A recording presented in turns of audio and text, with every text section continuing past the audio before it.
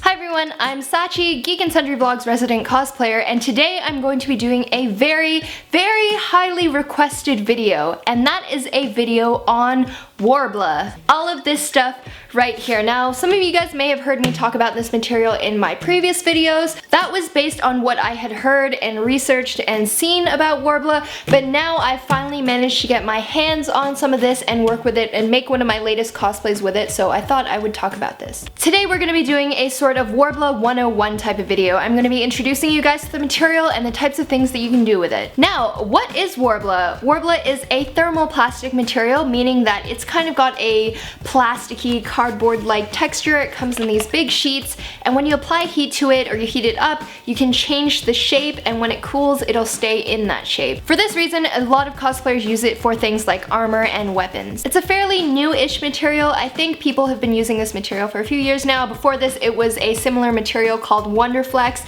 but this material has been recently popularized by famous cosplayers such as Kamui Cosplay, Jessica Nigri, etc. You can store it and it won't change shape or dent in your suitcase like different materials such as craft foam or Eva foam. Now here is a small strip of Worbla. It's got a rough side and a shiny side. Now the shiny side is coated in glue, and when it heats up and it bonds to another material, for example you can double it up or stick other Worbla pieces onto each other, once it cools, the glue will kind of heat and fuse together, meaning that it won't come apart that easily. Worbla is a very thin material. I honestly thought it was going to be a little thicker when I got it. It is about the size and texture of construction paper, a little bit harder obviously because it's like plasticky material, but yeah, it's really thin. Now, the big question, what can you make with Worbla? You can pretty much make anything with Worbla. For example, I cosplayed Syndra from League of Legends, and normally I've made armor, such as this chest piece, out of craft foam in the past. I've done a tutorial on making craft foam armor, which I will link down in the description bar,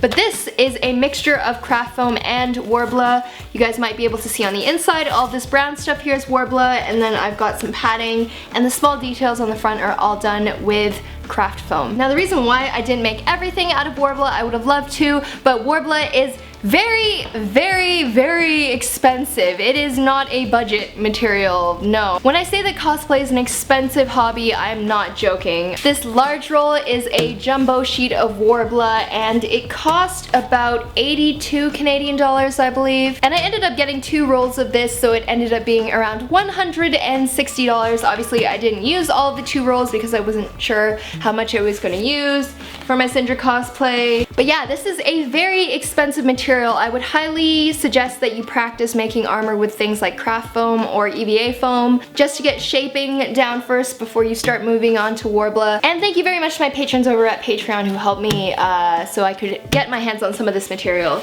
So Worbla itself is a very forgiving material. You can pretty much use everything, even the scraps of when you cut up your Worbla. Now, the way that's suggested by a lot of cosplayers in using this material is to sandwich it or layer it over craft foam. As I said before, Worbla is a thermoplastic material, meaning that it has to be heated in order to change its shape. Now, how are you going to heat up your Worbla? You're going to use a tool like this. This is a heat gun. You can find it at any hardware store or department store, DIY aisle type of area. You would take your Worbla and your heat gun, and then you would kind of blow the hot air at it until the Worbla goes soft, and it kind of gets wet looking when it heats up. Wait a few seconds because the Worbla will be very hot, and then you can kind of mold it and change the shape of it. If you want to see how I made my Syndra cosplay, I am making a whole walkthrough cosplay progress blog post over on my blog, which I will link down below. You can check that out if you're curious on how I made this. That was your mini introduction to this material called Worbla's Finest Art. You can get it over at cosplaysupplies.com. If you're from Canada or the US, it's free shipping. There are other websites for if you're in Europe or Asia. I will link that down below.